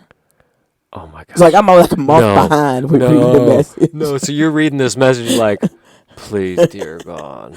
I called the same day. I go in the back, outside, call him, he picks up the phone. Immediately, he picks up the phone. And now he doesn't know it's me. And I was like, yeah. Fred? He was like, yeah. I was like, this Keisha. And it's like that pause. And then he goes, man, you don't know how much I love you. He was like, I am so sorry. That was the first words he said? He was like, I am so sorry. Oh, my God. Like, and it just went into this, like, big apology. Like, I'm just so sorry. Like, I messed up, blah, blah, blah, blah, blah. Yeah. Like, and then at the time, he thought I was married and I had kids. I don't know where he got that part from. I mean, obviously, he saw my Facebook and I was dating somebody, but he thought I had kids with this person too. So he's like, I know that, like, if you got kids and you're married, but I just want to be your friend. Like, I just want to be in your life. I don't care, like, about nothing else. Da, da, da, da, da, da. And I was like, what are you talking about? Like, I'm not freaking married and I don't have any kids. You were totally single? Yeah, I was single. Well, I was dating, but I was in the verge of not being dating. You were with that electrician dude who was friends with your dad who was a jerk off. Yes. Okay. So we just talked. Like, from that day, we have never stopped talking. Wow. Like, literally, we started talking that day. And it was just really back to friendship. Like, we just talking as friends. Was he still in prison? Yeah, he was. He still had, like, 3 years left. Yeah. God. Yeah. And then we just started talking, and I remember one day, like, he was just like, I'm just gonna be here. You know what I'm saying? Like, whether you don't leave, you do, whatever, like, I'm just gonna be here, period. And so we would just be talking on the phone and, like, literally just catching up. So he was like, I love you. Yeah, but more, I think he felt that way, but like, more of, like, I know, like, he told me that he had many, many nights that, like, he prayed and cried to God to, like, just, like, bring her back. Like, he felt like that was, like, the one that he knew he messed up with. He was like, I never got to, like, rectify that. That I wouldn't have left you that way. I wouldn't have left on them terms. But, like, Fred was going through a lot during that time frame. And it wasn't even that he just went to the military, like, because he did end up going like for the training and different stuff like that he had to go to. But come to find out, like when we were in high school, he dated almost the same person for like 3 or 4 years through high school, which I know. At one point we were friends back in middle school. But I knew this, like we all knew this. Apparently they had a very, very tumultuous, toxic relationship. And so at the same time that me and him are getting to know each other, they are still going through their stuff unbeknownst to me. You know what I'm saying? Which is still fine with me because nothing, was popping off. We were just cool, but I didn't know that at the time. So after we get back to talking, it comes to find out that like they went through like some really, really crazy toxic stuff, and he just left. Like he just up and left his house, like up and left. It's like, I'm done. He said it just got so bad, and he just left. And at this point, like I said, he was trapping, he was doing different things that of course he shouldn't be doing, and he was going through just a lot and was at a crossroads where he should have just went home. Like his mom knew stuff was going, like, baby, just come home. And he didn't. And then that ended up him being incarcerated, And so, of course, he got to do his 10 and different stuff like that. And so, like I said, we ended up meeting, and now I'm going through my whole little drama type situation. And it's crazy. I got a second job at Ruby Tuesday again, but this one's in Thornton Road, and just to make some extra money. And I remember me and the dude I was dating at the time, because he was very, very clingy and possessive and just always calling on the phone, want to know like this and this. And I remember talking to him that day, and I was like, listen, I'm starting this new job. I don't have time for the crap today. You know what I'm saying? Like when I get out, I'll call you, but like don't start that, because he would just do stuff like, I'm in a new job, but yet you would call me while I'm in training. It just doesn't make sense. Yeah, I know that type. Yes. And so that's, of course, I go into training. And what the hell did he do? Like, before I go in, starts an argument with me before I go in the door. And I remember going in like, what? F you, like, I'm not doing this today. And I hung up the phone. So the whole time I'm going through training, he's calling my phone. Oh my God. Blowing me up, calling my phone, going through this and this and this. I remember coming out and I cussed him out so bad. I'm talking about, I cussed him out and I was done. That was it. I was like, I'm finished. Don't call me. Like, I'm over it. I'm that type of person when I am done. I am done. Yeah. And I don't go backwards. Yeah. And that was it. So, but basically you and Fred got together while he was in prison. Yeah, we did. I mean. Yeah, because he was, like I said, he was together there as you can be. After that stuff. And then, like, it just naturally happened. Yeah. It just naturally happened. So he was, wow. Yeah. That's and I had just started, like, I ended up leaving Johnny's. Because at the time I was working Johnny's for a while, like a year or so. And then I left Johnny's. And then I was out of work for like 3 months, which was rough. And then I got hired on the UPS, but in Atlanta. And I remember when I got hired, I was only making $9.50. And my mom used to let me borrow her Acura, but that's when all that gas spiked. So, like, Acura already get premium gas. Like, it was ridiculous. It would take like $50 to get their tank. But I remember I was only making like $150 at UPS. So I used to start working overtime and just doing whatever because I knew that he was going to be coming home, and like we needed to like have something. Like I wanted him to have something when he got home. So that's why you were just grinding, trying to make some money. But I would go visit him like every weekend. Wow. Yeah, I would go. Was he in Jackson? Where was he? No, he was at Dooley. Okay. Mm-hmm. And I would go, that's like 2.5 hours, I think. But I would go, and then sometimes I would go over the weekend, and then I would stay the night. So I would go like on Saturday, and then I would stay the night, and then I would go visit on Sunday. Like I would get a room like right up the street. Wow. And I would go for the weekends. Yep. I would do that all the time. And then for like 3 years? 2. For 2 years. So I got work, right? Fred was set to do his whole 10 years, do a full 10 bid. He didn't have parole. He didn't have early release. He was set to do 10. Yeah. At some point, he signed some list to like go to the halfway house or whatever. But he never thought he would get to go to the halfway house. He just like, well, hell, like I could sign the list. Why don't I sign it? Who knows? It sounds better in this play. One day, like prior to this, he was just like stuff was just happening. Like, he was getting caught with phones. We went through like 4 or 5 phones that I had to buy. He was getting caught with phones. He was in the hole all the time. Like, all the time. He kept getting sent to the hole. It was just a lot going on. Like, a lot going on at that time frame. And so one day we were sitting there talking, and then he gets rushed off the phone. But he had like contingency plans. Because come to find out, the guy that he got locked up with, they were together. It was actually his best friend, and they were in the same dorm, like doing the same amount of time, like same thing. But so when stuff happened, he had him call me. Yeah, because like he just didn't answer the phone. So one day I get this phone, end up getting a phone call from his best friend, and he was like, "Man, bro, got transferred." I was like, "What the hell? He got transferred?" Like, it's so random. Just random. It was like 10, 11 o'clock at night. Random. So I'm like, what the hell? Like, what you mean? Like, what am I supposed to do? He's like, nothing. Like, you just have to wait until he calls. Like, we don't know where he went. So I'm just thinking he got transferred to another dorm. One, because like I said, he kept going to the hole. He kept getting caught with phones. Yeah. Let's get this dude out of here. You know what I'm saying? Yeah. He ends up calling me from a freaking transitional center in LaGrange. Yes. Not even supposed to go. Goes. He ends up going there, and we go through the little process. You know, you have to do like a little class with the family and stuff like that, where they talk about recidivism and different things to help them and to get them back into society and, you know, stuff like that.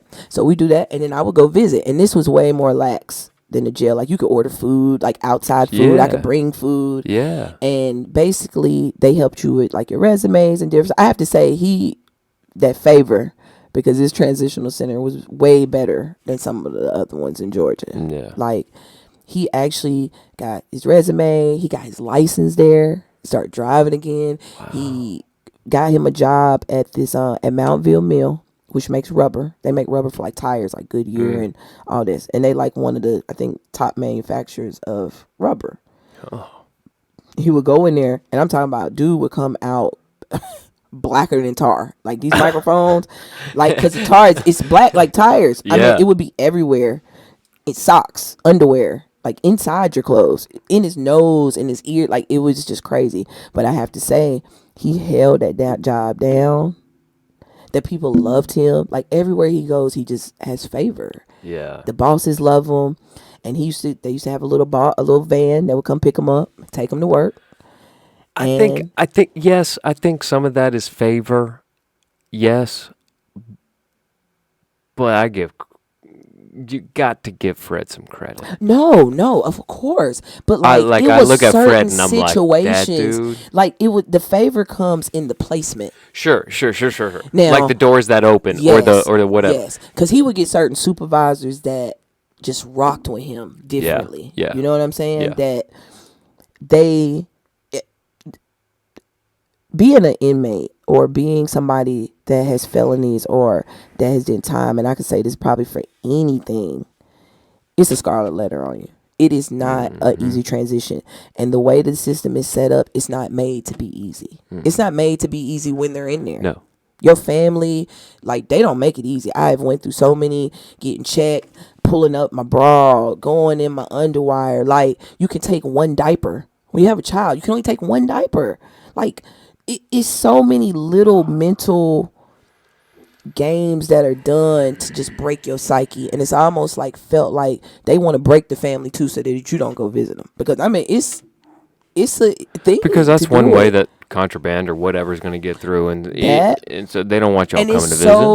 It's so many avenues, like, just how it is. Like, you go in there, and some days we be in there, and you in there 6-7 hours, vending machine don't work. It's no food in there. Like, who the hell gonna sit there for 6-7 hours? Yeah. Nobody can eat, can't get nothing to drink. Like, it would almost go down to small things. Like, some things would just be made difficult. Yeah. And it doesn't make sense. I'm not gonna sit here and insult, like, jail.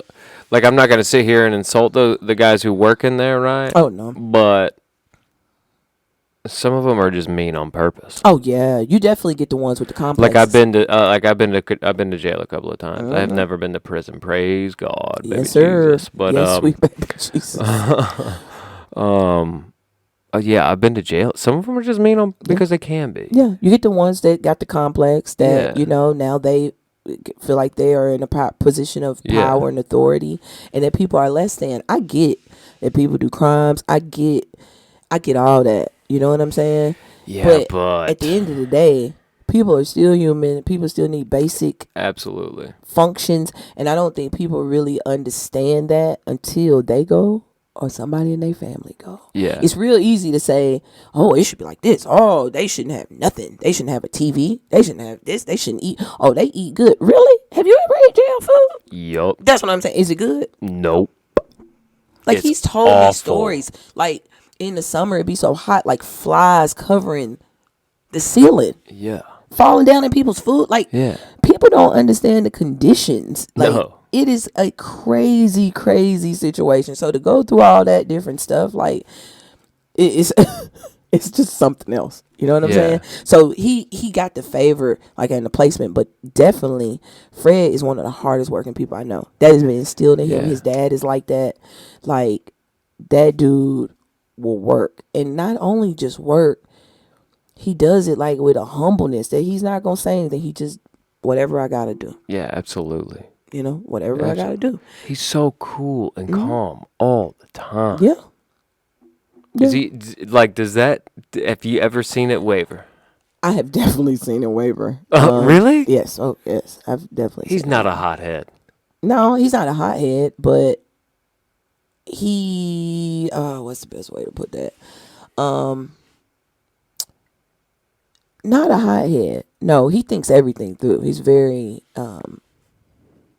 like, focused, and he's a planner, and everything has to kind of go in particular order, which is probably partially from the military and being locked up, because it's that repetition, that same thing. So he just has certain ways, you know what I'm saying? Like a certain type of structure that he has to have. Yeah. But no, I've definitely seen him blow up.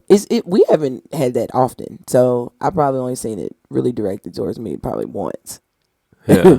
But that wasn't just like he just did it. It was definitely like in the heat of, that moment. And I think the biggest thing with Fred always wants to be understood. He does not like to be misunderstood. Yeah. So he tries to make sure that he is very clear, in what he's saying and what he's doing, because he does not want you to misunderstand him. He always is very clear. Like every time I've had he's awesome. But he doesn't get he's the upset dude. Often. Like, I mean, I get road ragers driving up the street. Like, he's always pretty laid back and like, babe, you just need to, it just is what it is. Just chill, He's, he plays chess. Yeah. He's a chess, not checkers type person. Like, everything is strategic. Yeah. So, I got a question for you. Sure. Your personality's phenomenal. That's why I wanted to have you on the podcast. Mm-hmm. I should have told you that to begin with. I'm sorry. That's how I. You told me when we talked the other day. Okay, good. Okay, great. I wanted you to know that your personality is awesome. Where do you think you get that from? Like, where do you get? You're outgoing, Keisha. Like, you're so outgoing and you're so relatable and you're so real.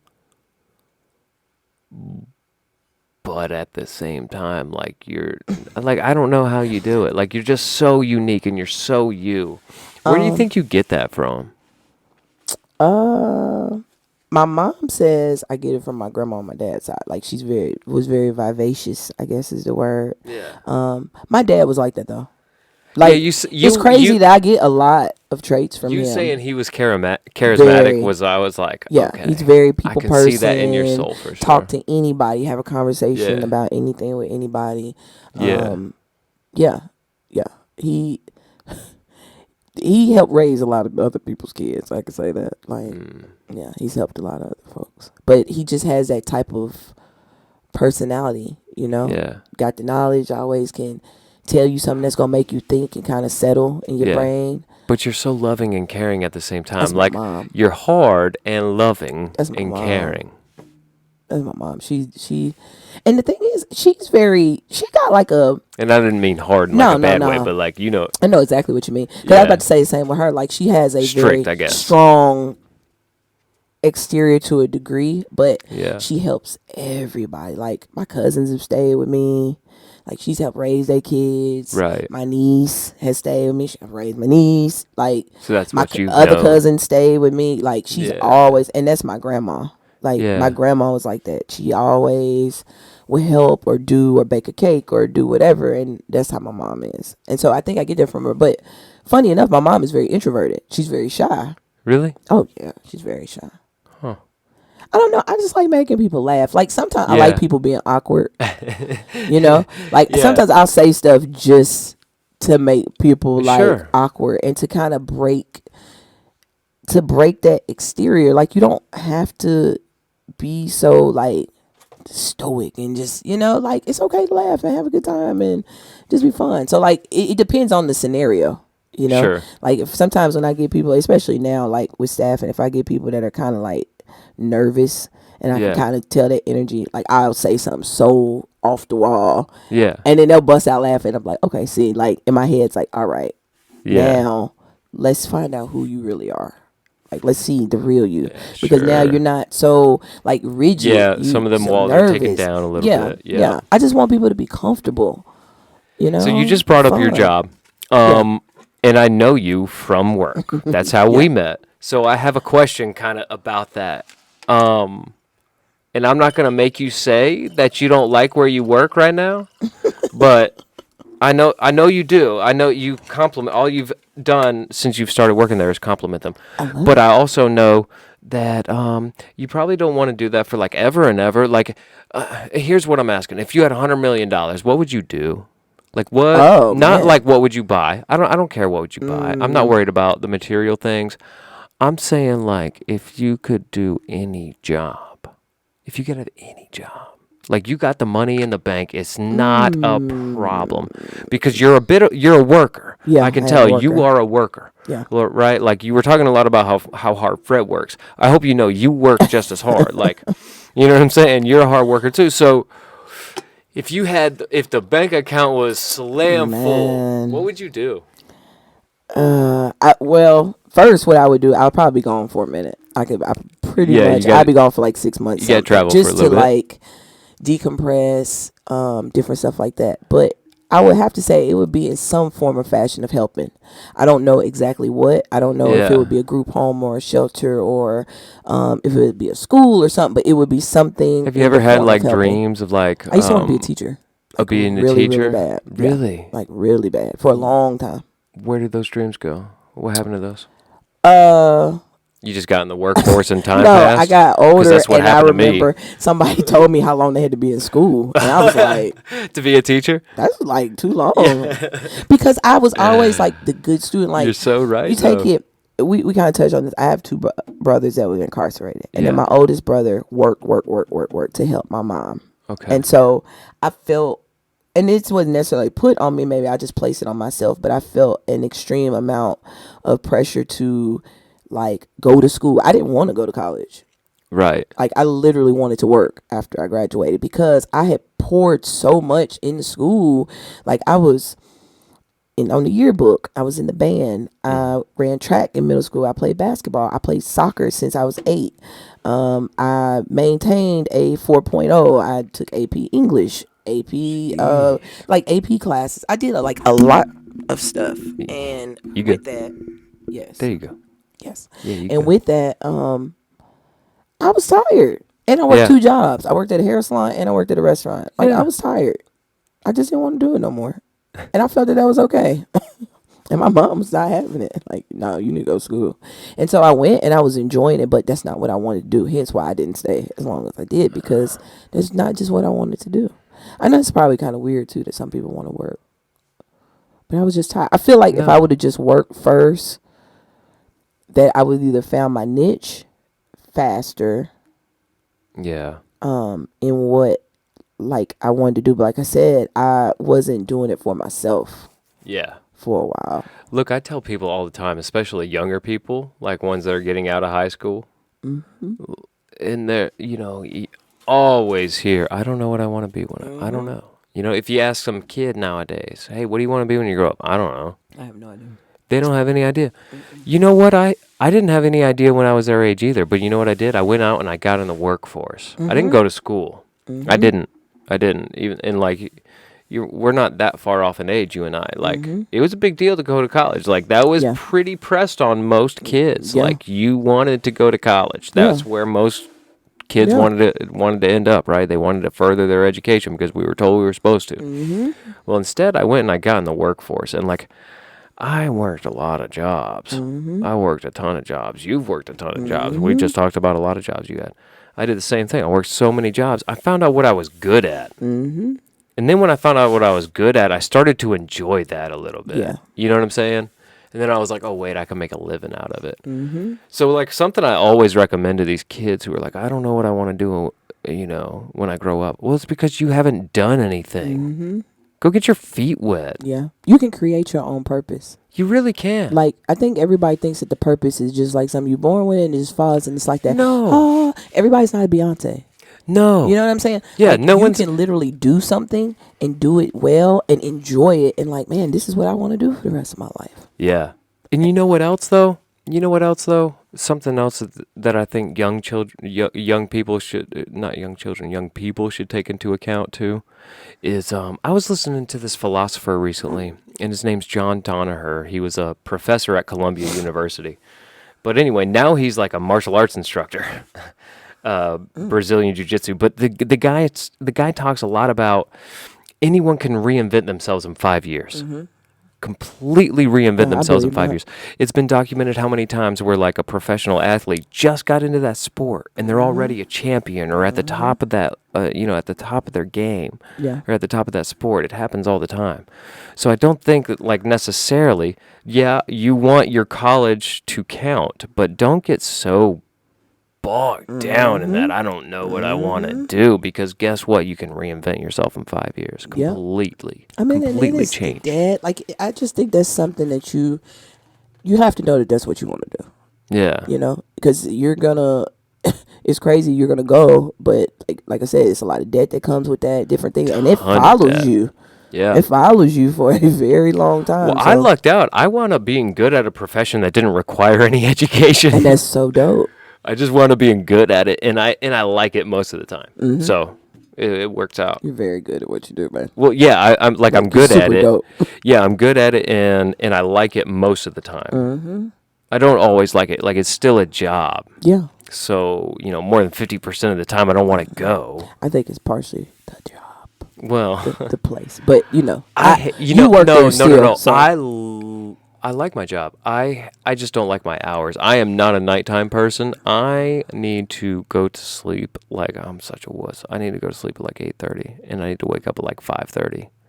But that's the best part of the morning. Like 4:30. I could go for 4:30 even. If I'm going to sleep at 8:30, 4:30 is It's hard for me to go to sleep early. Or maybe not that but early. I like to be up that early. That's like the best part of the morning. When the sun's coming up, that 5:30, 6:30, that sun's coming up. I was just telling my you hear brother like about the that the other crickets. day. You see little rabbits running. That's living. Dude. That's living.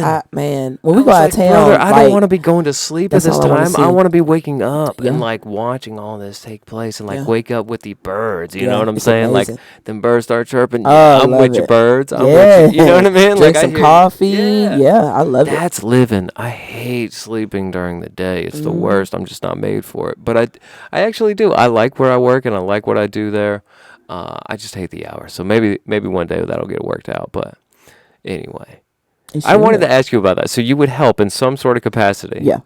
You would help people. I mean, that's what you would help people in general. Not like can you think of like a specific group of people? Like maybe because Fred was incarcerated, maybe you would help cons. Maybe I think that's just something that he should do. Ex-convicts or something like that. Because I don't know if I have not the mental fortitude, but I don't know that I have the necessary tools. I do feel like we could do if you had together. a bank account stacked, though. Yeah, but I feel like we could do this it together because he has a different type of insight that I just don't have. Well, he has that relatability, right? Yeah, and I've never been locked up. So, like, I don't even have the jail part. Like, I know, all I know is from, well, you know what? You're right. Because my process may be for the people, the families. Yeah, I was about to say the family members. Because I definitely know that part. Yeah. Like, I know that inside out. Like, back of my hand. I think that's part of the reason why I was so open and willing to be with him. Because I'm honest, be honest, I don't know if it was somebody else that I would do it. Like, that's not that is not something that you just want to choose to date somebody that's locked up. It is not easy by any form of fashion. It is a lot of commitment. It's a lot of putting them over you. Yeah. They can't do certain things for themselves. You know what I'm saying? Like, so their needs are all based off the people that they have on the outside. Yeah. You know, like, you're almost some of the majority of their success is based off the team that they have. So, I mean, that's another plus with Fred and how he is migrated, because he got parents that are amazing. Well, I was about to say, it also speaks volumes about you. You know, I came in and I kind of took over for them. You know, they did the first 7, I did the last 3, you know. Yeah. Like, it I speaks remember volumes about you, too. I was like, you don't have to call and ask your mom for money. Like, you don't have to ask them for nothing. Like, I got it. I'm going to be your wife. Like, that's my responsibility. You know, you don't have to do that. But they used to, when he got to the halfway house, because we weren't married, I couldn't personally go get him. So I would have to ride with them. And like literally every weekend, I would get up, I would drive over to their house, and we would ride up there. Yeah. And we would pick him up, and then we would come back. Thankfully, it was in LaGrange. And so we would drive to LaGrange, pick him up, go all the way back to Douglasville for the day, kick it at their house because we had to be there. But so even his last year, we didn't really get any personal time. Like, of course, we go outside and walk and talk on our own, but like that was it, because he was on pass. And a lot of rules and regulations, you have to be in one central location. If they call, you have to answer. So you didn't even get like your life time. You nah. Like, yeah, in the house, but I mean, it's a house full of people. It's cousins, it's, you know, siblings are there. Like, because it was always like for the most part, it was just us. It would be other days that we had big stuff, but for the most part, it was just us. But it was always people. Right. You know? Right. So it wasn't until he came home that we really got that time. But then you have to take, too, the way when he came home, I thought it was going to be one way. It was something totally different. Yeah. Because now here comes all this baggage that's been sitting over here. Like 10 years of things that he had to deal with that I probably will never know some or all. Yeah. You know? Yeah. Of seeing certain things. Like, you can't unsee. You can't, like, just trauma. Yep. You know what I'm saying? Yep. Guilt for being in there, guilt of your family have to go through there, guilt of your parents having to go through this, guilt of I put you through this, guilt like that. And then you tack on, I got to get a job, and get knows. And who wants to hire me? Knows. We don't hire this. Especially now that we're in the age of digital. Everything is digital, so you don't so have, quick, right? And it's harder. Like, I realized that before I got the job at UPS, I realized how hard it was to get a job now, because you're just sending resumes. Nobody sees the face. Nobody has the conversation. You're just going off paper. That's why I'm and you're doing seeing this. I don't podcast. Like this. Oh no, they don't have that. Oh no. Like, you know what I mean? Jobs. You know why it took me, and this has to be God's plan, but dude, I have been trying to leave UPS for like 4 years. Yeah. And I couldn't get hired. You know, that's part of why I'm doing this podcast, though, is because, like, on social media, you just feel so disconnected. Like, I could go onto Facebook and I could comment on something, and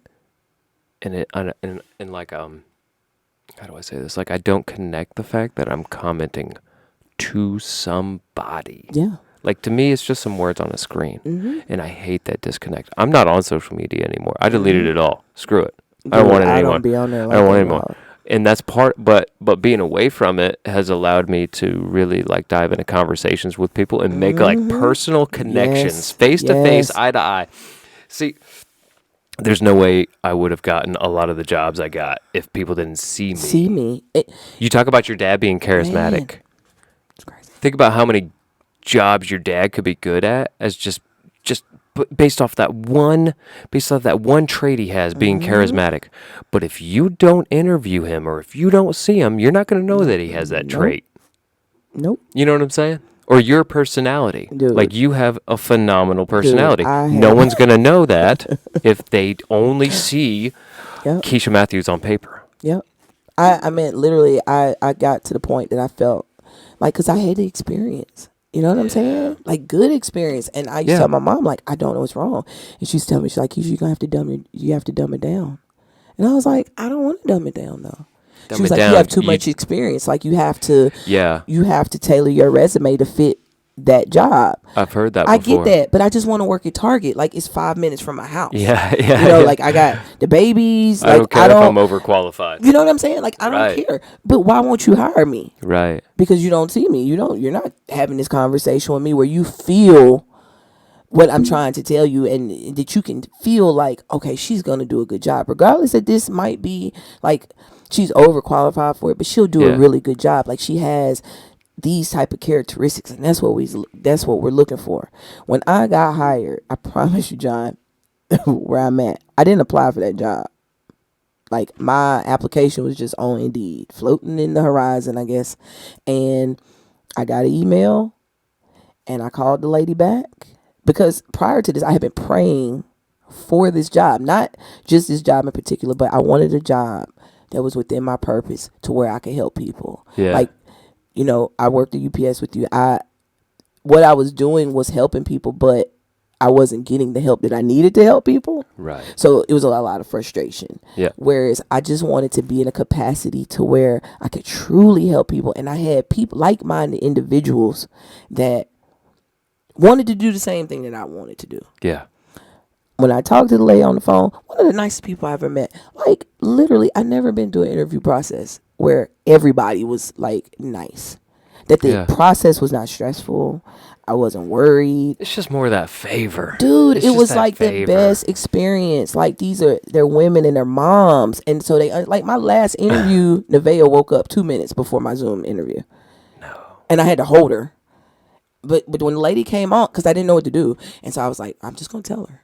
So when she popped up, I said, hey, you know, I'm speaking. I was like, I just need to be transparent with you. My daughter literally just woke up.